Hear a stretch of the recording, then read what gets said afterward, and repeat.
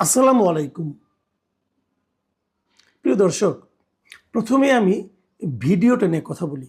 সবচেয়ে ভালো হতো যদি ভিডিওটা আপনাদেরকে দেখাতে পারতাম, কিন্তু আমি আর দেখাতে চাই না। এমনিতেও আমি ভিডিও দেখাই না, তারপরে আমি এই ভিডিওটা তো দেখাতে চাই না।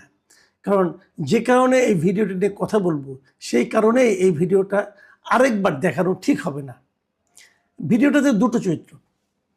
একজন হলেন আপনাদের খুবই পরিচিত মুখ, আমাদেরও পরিচিত মুখ, আমার খুব পছন্দের একটা মুখ। আমি ব্যক্তিগতভাবে তাকে খুব পছন্দ করি। তার সরাসরি কথা বলতে পারার দক্ষতা, যোগ্যতা এবং মানে যুক্তিগ্রাহ্য কথা বলার জন্য মিস্টার হাসনাত আবদুল্লাহ, উনি ভিডিওটা একটা চরিত্র। আরেকটা চরিত্র হলো ছোট একটা বাচ্চা। এখানে দুজনের কথোপকথন। ভিডিওটা কিন্তু খুব ছোট, বেশি বড় না, মোটেই বড় না। সেখানে হাসনাত আবদুল্লাহ বলছেন মির্জা আব্বাস ক্যাডা, এবং জবাবে শিশিরা বলছে মির্জা আব্বাস চান্দাবাজ। মির্জা আব্বাস ও বলতেছে মির্জা আব্বাস চান্দাবাজ। মির্জা আব্বাস ক্যাডা, মির্জা আব্বাস চান্দাবাজ, এই ছিল স্লোগান ধর্মী কথাবার্তা। মানে উনি ওই বাচ্চাটা হাসনাত আবদুল্লাহ সন্তান কিনা আমি ঠিক জানি না, তবে সন্তান না হলে সন্তান তুল্য কেউ একজন হবেন। তো এইভাবে দুজনে, মানে আমরা যেরকম ছোটোবেলা আমরাও করেছি এরকম, আমরা আমাদের পিতাদের সঙ্গে এরকম করেছি যে বাবা একটা কথা বললো আমরা সেটা জবাব দিলাম, অথবা আমার সন্তানের সঙ্গে আমি এই ধরনের আচরণ করেছি। কোনো একটা বিষয়ে আমরা দুজন শুয়ে শুয়ে কথা বলতাম। এরকম একটা শুয়ে শুয়ে কথা বলার জন্য মানে যেরকম পরিবেশ থাকা দরকার, ঠিক সেরকম পরিবেশেই তারা কথাগুলি বলছিলেন। এই ভিডিওটা খুবই ভাইরাল হয়ে যায়, সবাই দেখতে থাকে এবং নানা ধরনের সমালোচনা এটা হতে থাকে যে এই ধরনের ভিডিও দেওয়া ঠিক কিনা।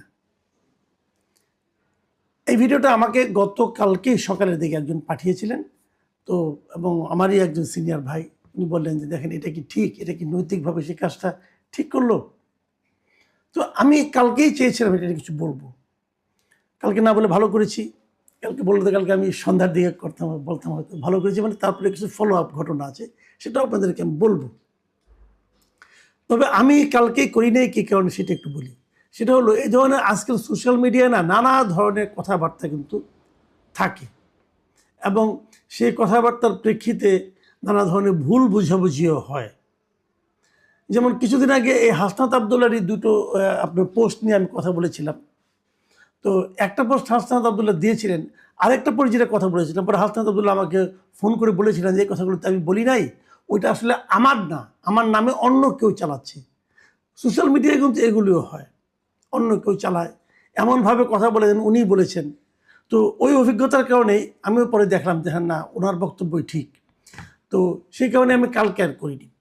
কিন্তু কালকে রাত 9টার দিকে হাসনাত আবদুল্লাহ নিজেই তার ফেসবুক পেজে, তার ভেরিফাইড ফেসবুক পেজে ওই যে ছবি ভিডিওটা, ওটার একটা ব্যাখ্যা দিয়ে উনি দুঃখ প্রকাশ করেছেন। উনি বলেছেন এই কাজটা ঠিক হয়নি। আমি প্রিয় দর্শক আপনাদের জন্য ওই পুরো ব্যাখ্যাটা, ওনার পোস্টে পুরো ব্যাখ্যাটা আপনাদেরকে আমি একটু পড়ে শোনাবো। উনি লিখেছেন, সম্প্রতি সামাজিক যোগাযোগ মাধ্যমে একটি ভিডিও ছড়িয়ে পড়েছে যেখানে বিএনপির একজন সিনিয়র নেতাকে নিয়ে আমাকে আপত্তিকর মন্তব্য করতে দেখা যায়। ভিডিওটিতে একটি শিশুকেও কথা বলতে শোনা যায়, যা বিষয়টিকে আরও সংবেদনশীল করে তুলেছে। উল্লেখ্য, ভিডিওটি নির্বাচনকালীন সময়ে ধারণ করা হয়েছিল এবং এটি আমাদের একটি ক্লোজড গ্রুপে সীমাবদ্ধ ছিল। তবে গতকাল এই ভিডিওটি বিভিন্ন সামাজিক যোগাযোগ মাধ্যমে ছড়িয়ে পড়ে। ভিডিওটির জন্য আমি নিঃশর্ত আন্তরিকভাবে দুঃখ প্রকাশ করছি। এই কাজটি করা কোনোভাবেই উচিত হয়নি।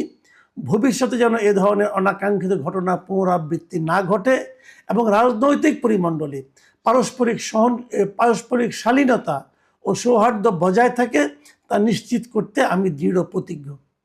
ফ্যাসিবাদ উত্তর রাজনীতিতে ব্যক্তিগত আক্রমণ, ঘৃণা বা বিদ্বেষ ছড়িয়ে রাজনৈতিক সৌহার্দ্য ও পারস্পরিক শ্রদ্ধাবোধ নষ্ট করার সংস্কৃতিকে আমরা কোনোভাবেই সমর্থন করি না। সুস্থ, সহনশীল ও দায়িত্বশীল রাজনৈতিক চর্চাই সবার প্রত্যাশা। আমার কাজের জন্য আমি আবারও দুঃখ প্রকাশ করছি।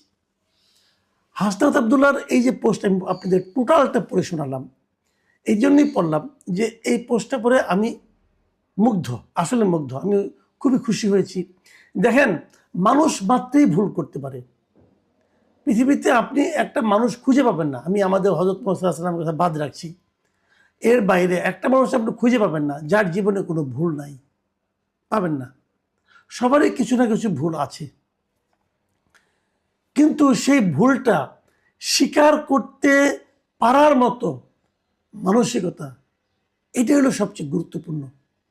কেউ ভুল স্বীকার করে না, কিন্তু ভুল স্বীকার করতে চায় না। কিন্তু হাসনাত আবদুল্লাহ ডিটেল লিখে উনি ওনার ভুলটা স্বীকার করেছেন এবং উনি দুঃখ প্রকাশ করেছেন। এই যে মানসিকতা, এই যে চর্চা, এই যে আচরণ, এটাকে কিন্তু প্রশংসা করতেই হবে। আমি সেই ওনার সেই যে পোস্ট যেটা আছে, সেই পোস্টটা আমি দেখেছি এবং দেখার পর সেখানে আমি এটাও দেখেছি যে সেখানে কতগুলি মানুষ রিয়াকশন দিয়েছে, কতগুলি মানুষ কমেন্ট করেছে।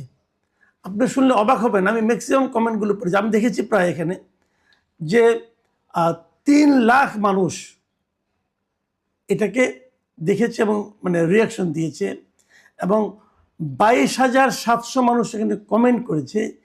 এই মানে কমেন্টটা, ওনার পোস্টটা 3,000 শেয়ার হয়েছে, মানে একটা বিশাল অনেক লোকের ইনভলভ হয়েছে এবং ম্যাক্সিমাম রিয়াকশনগুলি কিন্তু পজিটিভ রিয়াকশন। আমি কিছু কমেন্ট পড়ার চেষ্টা করেছি, সবগুলি কমেন্টে যে জিনিসটা নাকি কমন ছিল, প্রায় কমেন্টে, অধিকাংশ কমেন্টে, সেটা হলো এই যে দুঃখ প্রকাশ করে নিজের ভুলের জন্য ক্ষমা চাওয়ার যে প্রবণতাটা, যে কালচারটা, সবাই কিন্তু এটাকে প্রশংসা করেছেন এবং সবাই বলেছেন আপনি আগামী দিনেও এই চর্চাটা অব্যাহত রাখবেন। এই যে কথাটা বলছে, একজন লোক ভুল করেছে, ভুল স্বীকার করেছে, সবাই হুমড়ি খেয়ে সেখানে প্রশংসা করছে কেন? অথবা আমি বা কেন ওনার একটা ভুল স্বীকার নিয়ে একটা কন্টেন্ট করতে যাচ্ছি, সেই ব্যাখ্যাটা একটু করতে চাই। আসলে আমাদের এখানে ভুল স্বীকারের কোনো কালচার নাই। কিছুদিন আগে আমরা দেখেছি আমাদের যোগাযোগ মন্ত্রী মিস্টার রবিউল আলম রবি, শেখ রবিউল আলম রবি, উনি কিন্তু চাঁদাবাজি নিয়ে একটা কথা বলেছিলেন। উনি বলেছিলেন এটা চাঁদা এবং চাঁদা নেওয়া এবং চাঁদাবাজি নাকি এক না, আপোষে নিলে সেটা চাঁদাবাজি নয়, এরকম নানা রকম কাহিনী। এটা উনি ব্যাখ্যা দিতে, পরের দিন আবার উনি এমনভাবে কথাটা বলেছেন যে ওনাকে আবার পরের দিন ব্যাখ্যা দিতে হয়েছে এবং সেই ব্যাখ্যা কি সবার কাছে গ্রহণযোগ্য হয়েছে? আমার কাছে হয় নাই, অন্যদের কাছে কি হবে? কারণ উনি আগের দিন কি বলেছেন সেটা তো আমি নিজেই শুনেছি, ওটা তো ভিডিও এখনও আছে, উনি ব্যাখ্যা দিয়েছেন। এবং তারপরে উনি আবার দেখলাম গতকালকে আবার সেই একই কথা রিপিট করছেন। উনি আবারও বলছেন যে চাঁদাবাজির পক্ষে ওনার বক্তব্য উনি দিচ্ছেন, চাঁদার পক্ষে দিচ্ছেন বক্তব্য। এখন এই যে জিনিসটা, উনি কিন্তু ওনার এই ভুলটাকেই সত্য প্রমাণ করার জন্য উঠে পড়ে লেগেছেন। আমরা এরকম আগেও দেখেছি অনেক পলিটিক্যাল লিডার একটা কথা বলে ফেলেন, পরে বলেন কি আমার কথার ভুল ব্যাখ্যা করা হয়েছে। আর আমি ব্যাখ্যা করার কি আছে, ভিডিও চালাইছে, আপনি কি বলেছেন সেটা ভিডিও আমরা দেখেছি, তো ভিডিওতে আমরা ব্যাখ্যা কি করলাম? ওর তো ব্যাখ্যা করার কোনো সুযোগ নাই। এরকম অনেক উদাহরণ আপনি পাবেন। এর মধ্যে আমরা অন্তর্বর্তীকালীন সরকারের সময় দেখেছি, তারপরে দেখেছি, তার আগে দেখেছি। পলিটিক্যাল লিডাররা ভুল স্বীকার করেন না। ভুল মানুষের হতে পারে এবং ভুল স্বীকার করাটাই মানবিক। যদি কেউ ভুল স্বীকার না করে তাহলে সে নিজেকে আর মানুষ মনে করে না, নিজেকে মহামানব বা আনব মনে করে অথবা ফেরেশতা মনে করে। ভাই, মহামানব অথবা ফেরেশতা সাজার চেষ্টা করেন না, মানুষ থাকেন। মানুষ থাকলে মানুষ আপনাকে আপনার কাছের লোক মনে করবে। এটুকু হাসনাত আবদুল্লাহর প্রশংসা। এখন আরেকটা পয়েন্ট একটু কথা বলি। এই যে দৃশ্যটা আমি দেখেছি, ওই বাচ্চাটার হাতে কিন্তু একটা খেলনা পিস্তল ছিল, পিস্তলের মতো ছিল, ওটা খেলনা কিনা যায় না, খেলনাই হবে, একটা খেলনা পিস্তল ছিল। এবং খেলনা পিস্তল হাতে উনি যখন বলতেছেন হাসনাত আবদুল্লাহর কথার প্রেক্ষিতে, তখন কি এই বাচ্চাটাকে কিন্তু এক ধরনের, আমার কাছে মনে হয়েছে এক ধরনের অ্যারোগেন্সি শেখানো হচ্ছে। আমাদের বাচ্চাকে কিন্তু আমরা এইভাবে মানুষ করব না। আমি যারই বাচ্চা হোক, আমি হাসনাত আবদুল্লাহকে বলবো আপনার এটা রিয়াকশন হয়েছে, আপনি বলেছেন এটা আপনি নির্বাচনকালীন ওই টাইমটাতে আপনি এটা কাজটা করেছেন। নির্বাচন হয়ে গেছে তাও প্রায় আজকে 3 সপ্তাহ প্রায় হয়ে গেছে। কিন্তু তো এতদিন কিন্তু পরে যখন এটা ভাইরাল হয়েছে তখন আপনি বুঝতে পারছেন আপনি এটা ভুল করছেন। যখন আপনি সমালোচনার মুখে পড়ছেন তখন আপনি বুঝতে পারছেন এটা ভুল করেছেন। যে বাচ্চাটাই আপনার সঙ্গে এই বাইক ক্লাবে অংশ নিচ্ছিল, সে বাচ্চাটা কি জানে যে কাজটা ভুল ছিল তার? সে বাচ্চাটা কিন্তু জানে না। সে বাচ্চাটা কিন্তু এই ধরনের ধারণা নিয়েই বড় হতে থাকবে। তার শিক্ষা কিন্তু এটাই হবে যে হাতে একটা পিস্তল নিয়ে বলতে হবে ও চাঁদাবাজ, ও ঘুষখোর, ও মদখোর, এগুলি বলতে থাকবে। এখন এই প্রবণতাটাকে আপনি এতদিন কেন করেন না? এতদিন আপনি ওই বাচ্চাটাকে অথবা ওই বাচ্চার মাকে অথবা এদেরকে কি আপনি যে ভুলটা ফেসবুকে স্বীকার করলেন, সেই ভুলটাকে ওদের কাছেও স্বীকার করেছেন যে বাবা এই কাজটা তোমার বলা ঠিক হয় নাই, আমরা ওনাকে চাঁদাবাজ বলবো না? এটাও আবার আরেকটা ঝামেলা আছে। আরেকটা ঝামেলা কি আছে, যে এই যে আপনি বললেন যে ভিডিওটির জন্য আমি নিঃশর্ত আন্তরিকভাবে দুঃখ প্রকাশ করছি, এই কাজটি কোনোভাবে করা উচিত হয়নি, এই যে কথাটা বললেন, কোন কাজটা করা উচিত হয়নি এটা একটু আমি বুঝতে চাই। মানে মির্জা আব্বাসকে চাঁদাবাজ বলা উচিত হয়নি, নাকি মির্জা আব্বাসকে চাঁদাবাজ আমি বলতে পারবো, ক্লোজ গ্রুপে বলতে পারবো, কিন্তু এটাকে আমি পাবলিক করতে পারবো না, অথবা ভিডিও করলেও সেই ভিডিও ছড়িয়ে দিতে পারবো না, এটা ঠিক হয়নি? কোনটা? এটা কিন্তু আমার একটা বেসিক পয়েন্ট। এখন প্রশ্ন হচ্ছে যে আপনি যে বলেছেন মির্জা আব্বাস চাঁদাবাজ, যদি নির্বাচনের সময় হয়ে থাকে, তাহলে এই কথাটা কিন্তু আপনার যে সহকর্মী, আপনার দলের যে আরেকজন লোক মিস্টার নাসিরুদ্দিন পাটোয়ারি, উনিও কিন্তু নির্বাচনে প্রচারণা করার সময় সমানে বলে গেছেন। যদি আপনার বলা ঠিক না হয়ে থাকে তাহলে ওনার কি বলা ঠিক হচ্ছে? তখন যে তারা বললো, তখনও তো ওনার এই বক্তব্য সব শিশু কিশোর সবাই শুনেছে, তো ওইটা কি ঠিক ছিল ভাই? এই ব্যাখ্যাটা কিন্তু খুব জরুরি। আর আরেকটা কথা, যদি উনি চাঁদাবাজ আসলেই হয়ে থাকেন, চাঁদাবাজকে তো চাঁদাবাজ বলা কোনো অন্যায় না, বলতেই পারেন আপনি, তো চাঁদাবাজের জন্য আমাদের কি করা উচিত?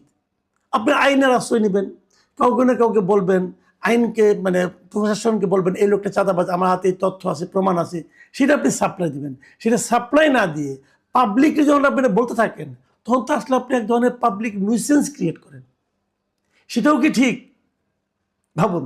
আবার উল্টা দিকে আমি আরেকটা কথা বলি, যে এরকম চাঁদাবাজ কি তারেক রহমানই বা কেন মনোনয়ন দিলেন? তার মানে কি উনি যদি আসলে চাঁদাবাজ হয়ে থাকেন, তাহলে তো এটা মারাত্মক একটা অন্যায় করেছেন। এই এতগুলি লোক তাকে ভোটই বা কেন দিল একজন চাঁদাবাজকে? সেটা কিন্তু একটা দেখার বিষয়।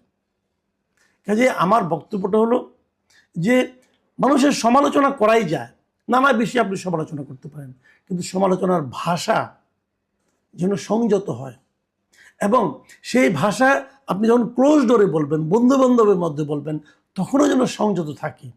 যদি তখন সংযত রাখতে না পারেন, তো পরবর্তীতে কিন্তু আপনি ভুল করতে পারেন। যেমন এই বাচ্চার সঙ্গে আপনি ভুলে বলে ফেলেছেন, ওটা কিন্তু অভ্যাসের কারণে বলেছেন। আপনি কিন্তু মির্জা আব্বাস চাঁদাবাজ এটা কিন্তু এই বাচ্চাকেই প্রথমবার বলেন নাই, আর অনেক বন্ধু বান্ধবের সঙ্গে বলছেন, বলতে বলতে এমন হয়ে গেছিল যে এটি আপনার কাছে স্বাভাবিক মনে হয়েছিল। যাই হোক, এই বিষয়গুলো আমার মনে হয় সবার একটু সচেতন থাকা উচিত। আমরা চাইব কেউ চাঁদাবাজি করবেন না। যদি চাঁদাবাজি করেন, তাকে কেউ চাঁদাবাজ বলতে গেলে হাতে কিছু তথ্য প্রমাণ সহ আপনারা সংশ্লিষ্ট প্রশাসনের কাছে তথ্যগুলি দিবেন। আবার বলবেন প্রশাসন তো কিছু করবে না, ভয় পাবে, তাহলে তারেক রহমানের কাছে দেন, ওনার যে নেতা তাদের কাছে দেন, এবং তাদেরকেও বলবো যে কোনো চাঁদাবাজকে আপনারা মনোনয়ন দিয়ে না, আমাদের নেতা বানায়েন না। সবচেয়ে বড় কথা হলো প্রত্যেককে সম্মান করতে হবে যার যার জায়গায় রেখে। প্রিয় দর্শক, মির্জা আব্বাস চাঁদাবাজ কি চাঁদাবাজ না, এটা কিন্তু একদিনের ব্যাপার না। উনি অনেক দিন ধরে রাজনীতি করেন, অনেক দিন ধরে রাজনীতি যে লোক করে সে চাঁদাবাজ, তারপরে তার লোকে ভোট দেয়, একটু কেমন যেন হয়ে গেল না? একটা মানুষের অনেক রকম ভুল থাকতে পারে, যেমন হাসনাত আবদুল্লাহর আছে, হয়তো মির্জা আব্বাসেরও আছে, কিন্তু এইভাবে সুইপিং কমেন্ট, সেটাও কি ঠিক? এগুলি নিয়ে আমাদের একটু ভাবতে হবে। আপনারা ভাবুন। এখন এ পর্যন্তই। আল্লাহ হাফিজ।